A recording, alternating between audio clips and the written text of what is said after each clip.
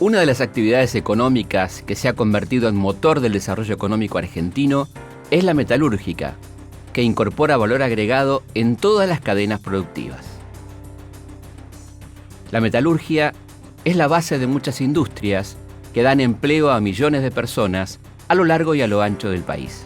Abastece al mercado interno e implementa permanentemente nuevas tecnologías que contribuyen al desarrollo de grandes proyectos de ingeniería y plantas llave en mano. La Asociación de Industriales Metalúrgicos de la República Argentina, con una visión actualizada y dinámica, trabaja firmemente en crear las condiciones propicias para el desarrollo y consolidación de la industria metalúrgica y metalmecánica en todo el país. En función de ello, interactúa con los distintos organismos públicos y privados vinculados al quehacer industrial, promueve la innovación tecnológica y la capacitación en los distintos niveles de la organización. Asimismo, propicia la utilización de las tecnologías de información y comunicación para acercar a las industrias de todo el país a los centros de decisión. Impulsa la creación de una banca de desarrollo que facilite el acceso al crédito a las industrias de capital nacional, convencida de que estos factores constituyen claros limitantes en el progreso de las pequeñas y medianas empresas que conforman una masa importante de la entidad. ADINRA entiende que para lograr estos fines, debe promover desde su espacio el fortalecimiento y la extensión de la producción, base del desarrollo nacional. El sector metalúrgico reúne más de 25.000 empresas, en su mayoría pymes de capital nacional, con un rol destacado en los procesos de agregación de las economías regionales. Representa el 21% del empleo industrial, generando alrededor de 300.000 puestos de trabajo en forma directa.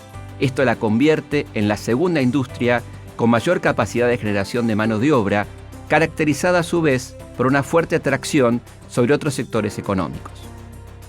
Tiene una alta presencia de recursos humanos calificados en cargos medios, más de la mitad son ingenieros, técnicos u operarios calificados. Aporta el 18% del PBI industrial, con un alto valor agregado en relación a la producción. ADINRA reúne a 61 cámaras industriales sectoriales y regionales a las que representa ante organismos nacionales e internacionales del ámbito público y privado, promoviendo y organizando encuentros, congresos, simposios institucionales y comerciales, participando en ferias y exposiciones dentro y fuera del país con el objetivo de promover la excelencia, el crecimiento de la actividad y la ampliación del mercado. En el marco de consolidar un sistema de tecnología y formación metalúrgico eficaz y de calidad que esté a disposición de las empresas y trabajadores metalúrgicos de todo el país, la entidad impulsa la puesta en funcionamiento de una red de centros tecnológicos para la cooperación entre los agentes que actúan en la promoción de la innovación y la mejora de la competitividad sectorial. Las principales tareas de estos centros son brindar servicios tecnológicos y promover el desarrollo de nuevos emprendimientos.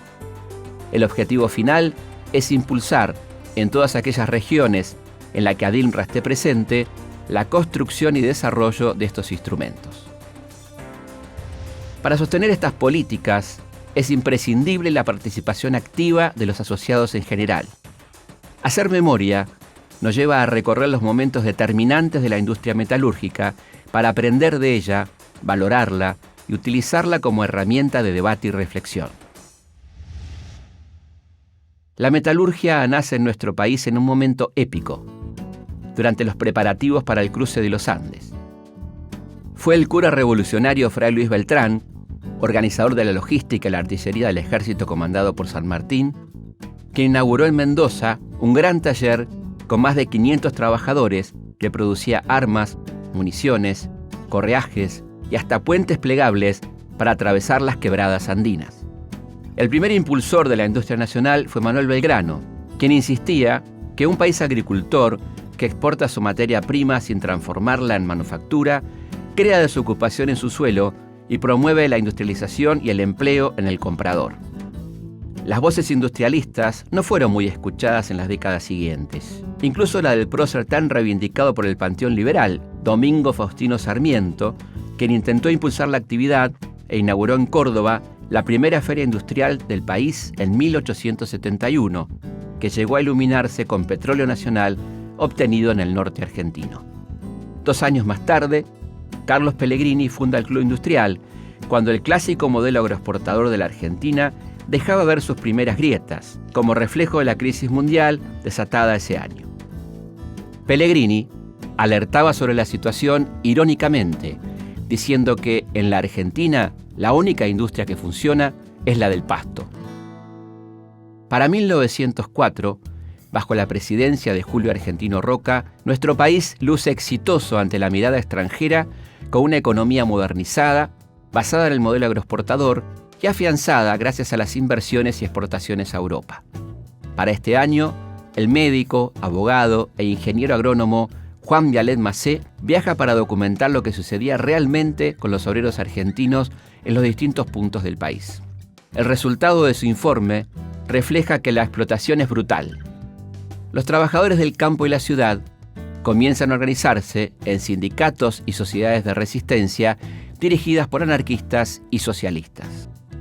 También los empresarios industriales metalúrgicos, cuya actividad estaba concentrada por aquellos años en Buenos Aires y el litoral, comienzan a organizarse. El domingo 5 de junio de 1904 se reunieron para fundar la Liga de Industrias Metalúrgicas y redactar sus estatutos.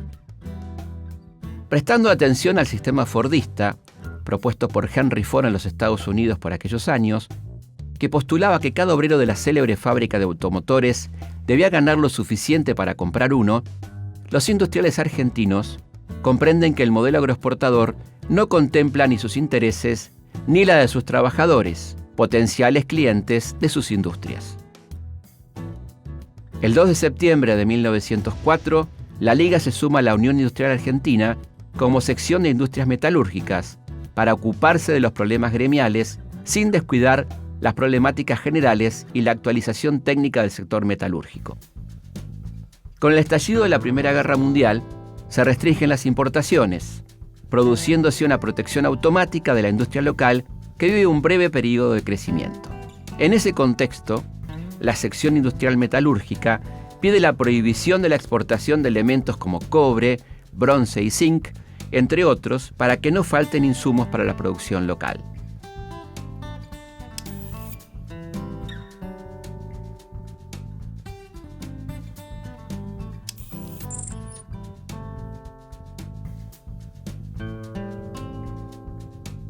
En 1925, durante un periodo expansivo, la CIM presenta 3 poderosas propuestas en el Congreso de la Industria Argentina sobre explotación siderúrgica nacional, sobre la competencia del Estado en las licitaciones y sobre el fomento de oficios. Este impulso industrialista se verá interrumpido momentáneamente por los efectos de la mayor crisis financiera mundial conocida hasta ese momento, la que estalló en octubre de 1929 en Wall Street y afectó a todo el sistema capitalista mundial. Las grandes potencias transfieren los efectos negativos de la crisis a los países periféricos como el nuestro, dañando fuertemente la economía nacional y afectando seriamente la gobernabilidad en el segundo periodo presidencial de Irigoyen, que culminará con el golpe cívico-militar del 6 de septiembre de 1930.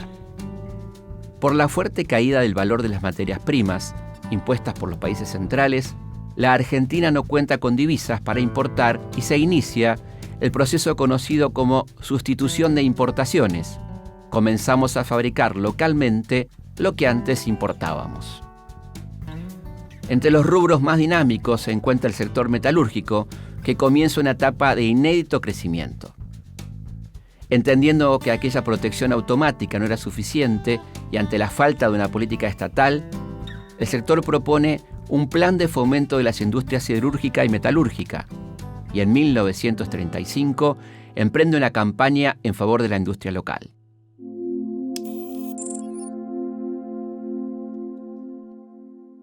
El inicio de la Segunda Guerra Mundial, en septiembre de 1939, refuerza la protección automática y acelera el proceso sustitutivo. En 2 años, el interés por la industria nacional puede medirse por el exponencial aumento de los inscriptos en las carreras técnicas y las escuelas secundarias orientadas al área industrial.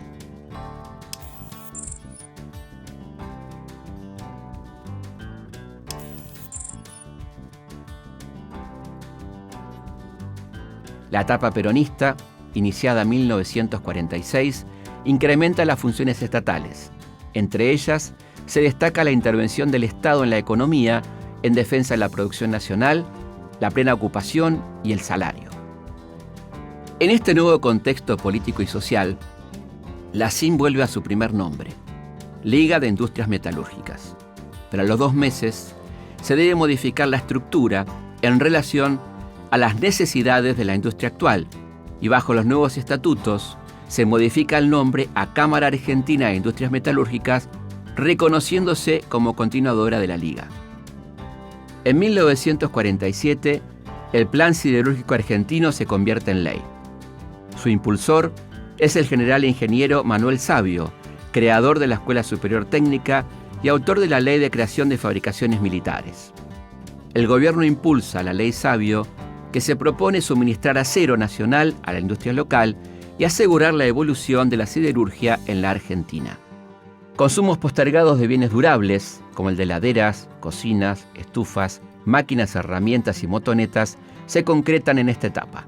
El primer plan quinquenal se implementa en esta nueva era económica con el objetivo de modernizar la infraestructura económica del país.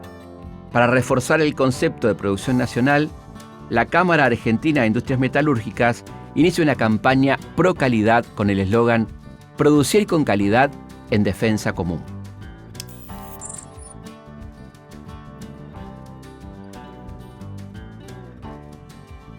En 1952, la industria advierte sobre el problema de la energía eléctrica, producido por el crecimiento del consumo de corriente y la imposibilidad de efectuar a tiempo las ampliaciones de las plantas generadoras. En procura de lograr la unidad, el 10 de marzo de 1953, más de 40 entidades del sector de todo el país se reúnen en la sede de la Unión Industrial de Rosario para dejar constituida la Federación Argentina de la Industria Metalúrgica.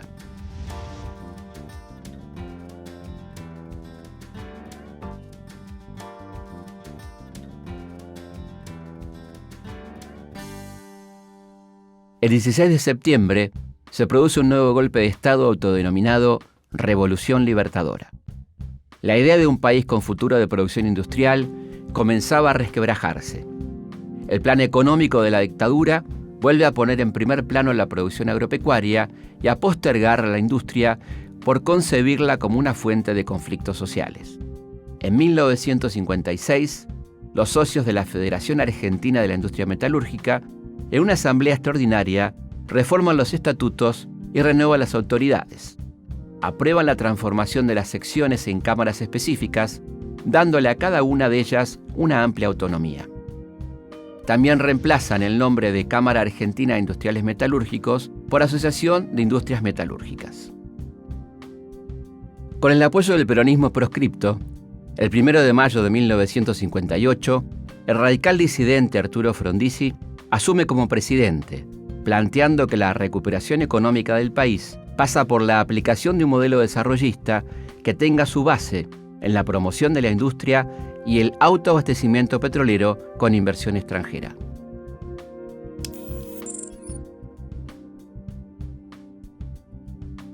En los primeros años del gobierno de Frondizi, la industria metalúrgica cobra un gran impulso y se convierte en uno de los rubros más dinámicos de la economía, logrando un récord histórico de inversión externa productiva. En 1961, la ADIM firma con la Comisión Nacional de Energía Atómica un convenio para contar con asesoramiento científico y tecnológico para la industria. Frondizi es derrocado a fines de marzo de 1962. Tras un periodo de inestabilidad institucional, que incluyó un grave conflicto en el ejército, es electo con la proscripción del peronismo el doctor Arturo Illia, proveniente de los sectores más progresistas del radicalismo. El nuevo presidente retoma las medidas desarrollistas y fomenta la industria nacional, logrando para 1964 un crecimiento del PBI del 10% anual. En enero de 1965, 250 empresas participan de la compra del edificio en Capital, ubicado en Alsina 1609, edificio que se inaugura efectivamente como la primera sede de ADIM.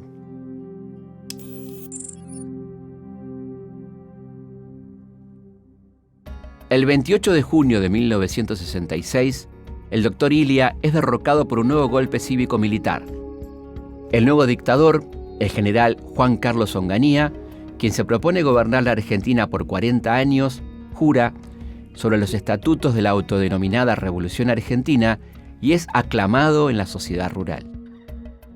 Para 1969, se dicta el primer curso de formación y perfeccionamiento de mandos medios para encargados, capataces y supervisores de la industria. Las políticas recesivas y antinacionales, implementadas por el ministro de Economía, Adalbert Krieger Bacena, son resistidas por el sector metalúrgico y por la UIA, provocando además violentos estallidos sociales en Rosario y Córdoba en 1969. En un clima de descontento generalizado, el general Onganía es desplazado por sus propios camaradas, que designan a Roberto Marcelo Levingston. En un intento por recomponer las relaciones con el sector empresarial y sindical, el nuevo presidente de facto designa al desarrollista Aldo Ferrer al frente del Ministerio de Economía, quien impulsa la sanción de la Ley de Compra Nacional, que obliga al Estado a priorizar los productos nacionales en sus adquisiciones. Pero la crisis continúa y en 1971 Levingston es reemplazado por el general Alejandro Agustín Lanusse. En aquel contexto desfavorable, en el que se destaca un notable incremento del costo de las tarifas eléctricas y el aumento del costo de los insumos industriales como producto de una creciente inflación, la DIN redobla su lucha y solicita en 1971 a los ministros de Comercio y de Industria y Minería que tomen medidas para proteger a la industria local, solicitando la exención impositiva para los bienes de capital que no se produjeran en nuestro país. La dictadura de Lanusse, acosada por una explosiva situación social y la creciente actividad guerrillera, decide convocar elecciones, eliminando la proscripción del peronismo que regía desde 1955. Tras 18 años, el justicialismo vuelve al poder el 25 de mayo de 1973, de la mano del delegado personal de Perón, bajo la consigna «Cámpora al gobierno, Perón al poder». La fuerte interna desatada en el seno del peronismo se resuelve tras los dramáticos hechos de Seiza, con el desplazamiento de Cámpora y los sectores de la izquierda peronista. Asume interinamente el presidente de la Cámara de Diputados, Raúl Lastiri, quien convoca nuevos comicios en los que el general Perón obtiene un triunfo contundente, asumiendo el 12 de octubre de 1973. Perón insiste con sus políticas industrialistas y la apertura de nuevos mercados. La crisis mundial se agrava en 1974 y dificulta la importación de insumos clave para la fundición de acero y otros metales como arrabio y hematites, y amenaza con paralizar las actividades metalúrgicas. La muerte de Perón, el 1 de julio, y la asunción de su esposa, Isabel Martínez, provoca una fuerte crisis de confianza que resquebraja el pacto social e incrementa el desabastecimiento y la inflación.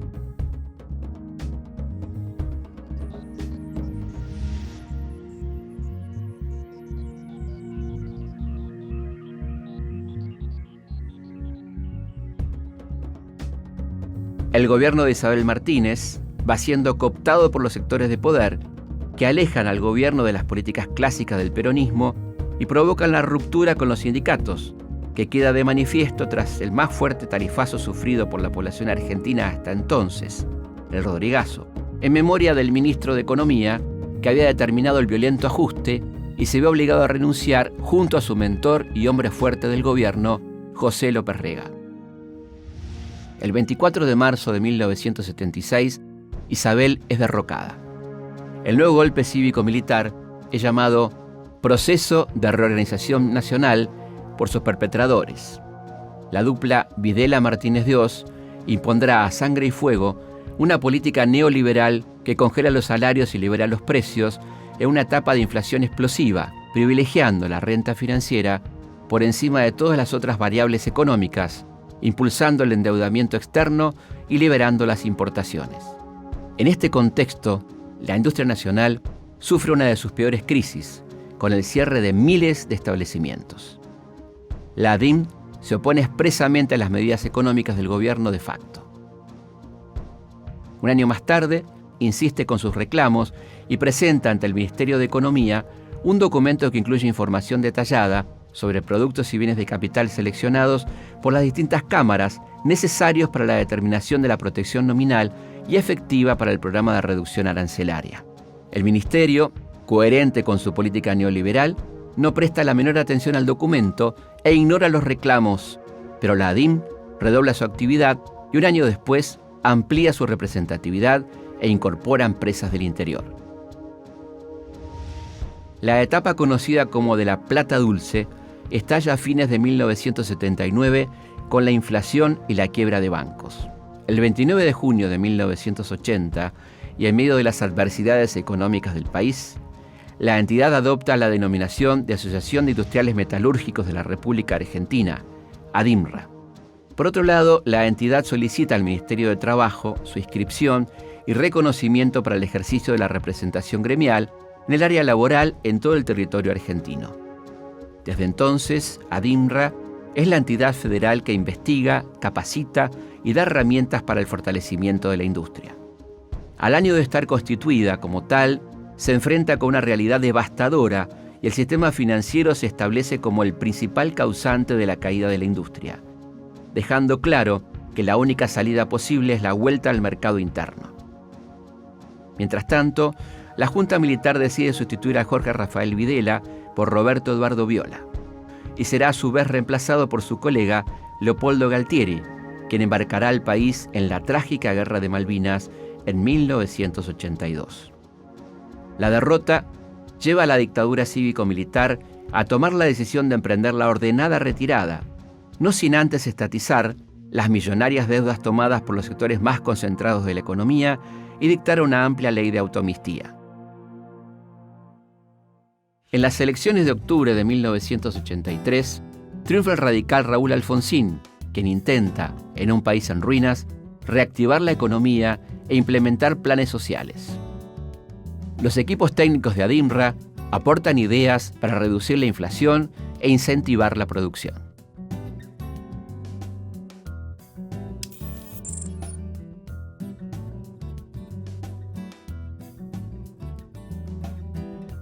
Las buenas intenciones de Alfonsín chocan con un contexto mundial desfavorable, la catastrófica situación económica heredada y la ofensiva de los sectores de poder que bregan por la continuidad de las políticas económicas de la dictadura, reteniendo cosechas y la liquidación de impuestos.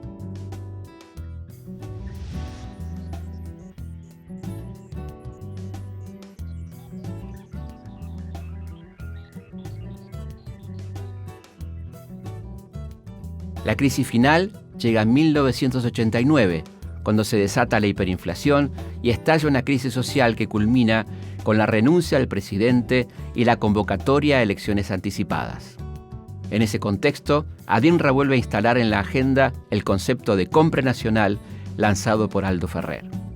El nuevo presidente, Carlos Menem, obtiene el triunfo con promesas de una violenta recuperación del salario y un fuerte apoyo a la industria nacional, la revolución productiva. Pero una vez en el poder, llevó adelante una política neoliberal que iba más allá de la implementada por la dictadura, incluyendo un audaz plan de privatizaciones y la apertura de las importaciones. ADIMRA, a través de un documento, alerta que el rumbo económico del gobierno conduce a la recesión y perjudica claramente a la industria nacional, enfatizando en abandonar el modelo de atraso. El texto exige, finalmente, que se cambie el rumbo económico y que se tomen las medidas necesarias para reactivar la industria y lograr que técnicos capaces y trabajadores dedicados puedan vivir con un sueldo que les devuelva la dignidad.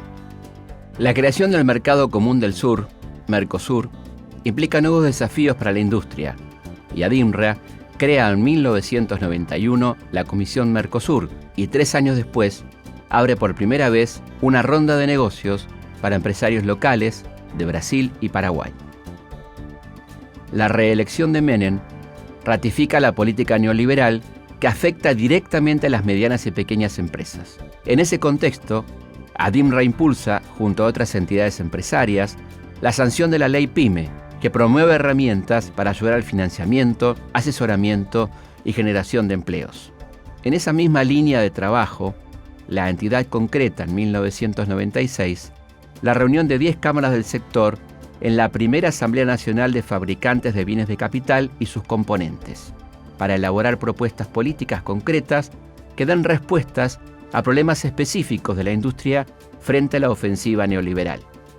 El 22 de junio de 1999 se produce un hecho histórico inédito cuando empresarios, obreros y supervisores reclaman en una gran marcha conjunta la necesidad de una urgente solución para la desesperante situación que padece la industria. Adinra exige al gobierno la adopción de medidas que frenen el ingreso masivo de productos brasileños tras la devaluación del real. Fernando de la Rúa asume la presidencia el 10 de diciembre de 1999 y profundiza el modelo neoliberal. Mantiene la agotada convertibilidad y desatiende los reclamos de la industria nacional. Adinra elabora un trabajo con el objetivo de fomentar la reconversión de la industria automotriz nacional, ampliar su participación en la economía nacional, promover el desarrollo y aumentar la generación de puestos de trabajo.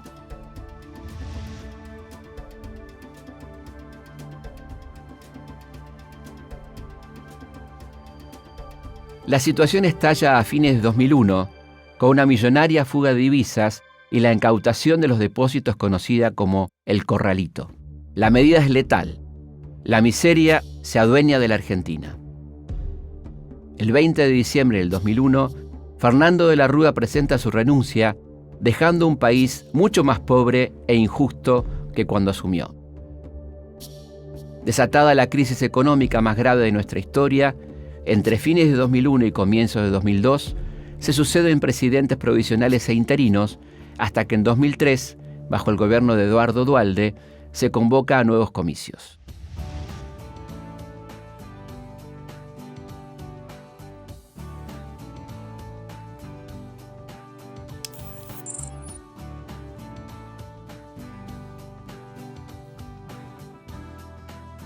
El 25 de mayo de 2003, Néstor Kirchner es elegido como el nuevo presidente de los argentinos.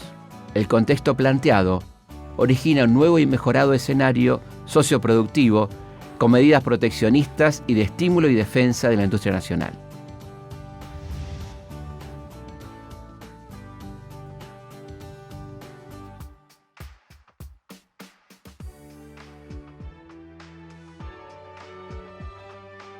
En 2004, Adinra celebra su centenario con una serie de actos durante varios días en el mes de junio.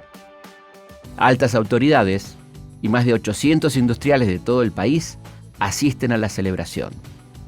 Durante la presidencia de Néstor Kirchner, el país registra un crecimiento económico, en gran parte debido a la política destinada a favorecer la sustitución de importaciones que incrementó la competitividad del sector.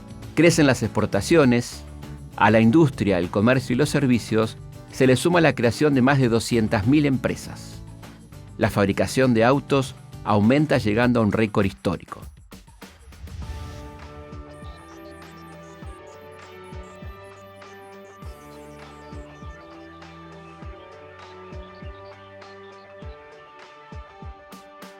En diciembre de 2006, Adinra firma un convenio marco con la Secretaría de Industria orientado a las empresas de bienes de capital con el objeto de constituirse como ventanilla para la tramitación del bono fiscal.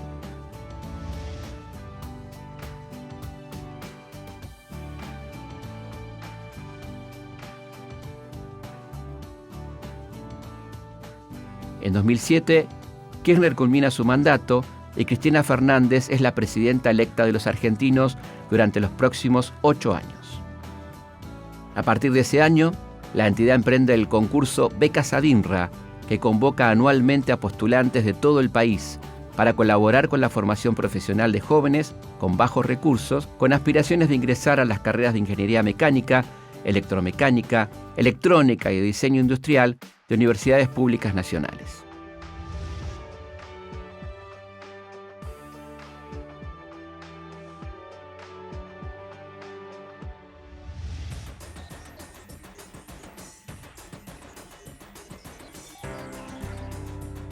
Adinra, Asimra y la UOM lanzan el Instituto de Desarrollo Económico y Social, IDISA. Este centro de estudios técnicos, analiza políticas y propuestas de desarrollo económico para consolidar el pensamiento industrial. Al mismo tiempo, jóvenes industriales menores de 40 años, propietarios de empresas de primera, segunda y tercera generación, son convocados por dirigentes de la entidad para sumarlos a la actividad gremial empresaria, dándoles nacimiento a la comisión Adinra Joven. En 2010 se cumplen 200 años de la Revolución de Mayo. Argentina celebra en todo el país del 21 al 25 de mayo. Miles y miles de personas asisten a la fiesta del Bicentenario.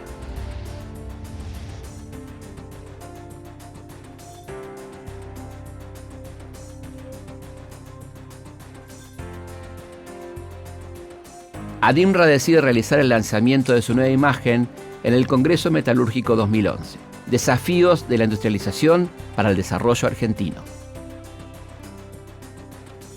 Un año después, Adinra publica los 2 primeros tomos del libro Historias de Vida, destacando la trayectoria personal, familiar y empresarial de los industriales metalúrgicos de todo el país. Cada libro llevó el prólogo de Aldo Ferrer. Desde entonces, un nuevo tomo se edita cada año.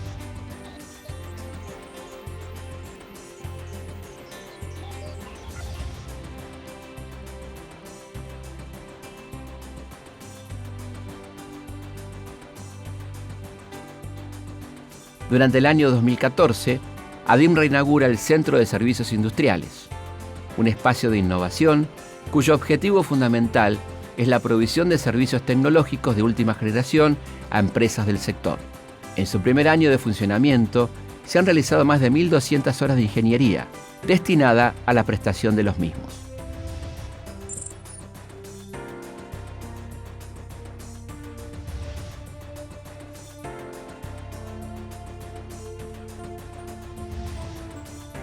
El 10 de diciembre de 2015, Mauricio Macri asume como nuevo presidente de los argentinos por el Frente Cambiemos. Es indiscutible que el aumento de la productividad y la rentabilidad no se logran solamente con el esfuerzo y la voluntad al interior de la empresa, sino que dependen a nivel global de las políticas gubernamentales y el contexto social que éstas generan. Hoy, apostar al crecimiento y desafiar los retos actuales es para Adinra una responsabilidad por la cual trabajar día a día, pero por sobre todo, para mantener los exitosos avances alcanzados hasta nuestros días. Tanto la industria metalúrgica como su institución gremial representativa, Adinra, supieron adaptarse, desarrollarse y crecer en los distintos momentos sociopolíticos y económicos a lo largo de nuestra historia, y mantener sus convicciones, impulsar el desarrollo armónico del país con una industria metalúrgica fuerte e integrada que promueva la educación técnica y la permanente actualización tecnológica. En este contexto, proponemos los siguientes interrogantes y ejes para encarar el necesario debate que demanda el presente escenario político. ¿Cuál debe ser el rol de la industria? ¿Cuáles serán las vicisitudes a las que se deberá enfrentar? ¿Qué dirán las páginas de este nuevo capítulo de la historia que comienza a escribirse? ¿Cómo hacer para defender esta Argentina industrial generadora de fuentes de trabajo y valor agregado? ¿Cómo sostener los objetivos alcanzados y superarlos? Identificar los logros, fortalezas y debilidades para poder cubrir las perspectivas a futuro es una responsabilidad que tenemos cada uno de los que conformamos la industria nacional.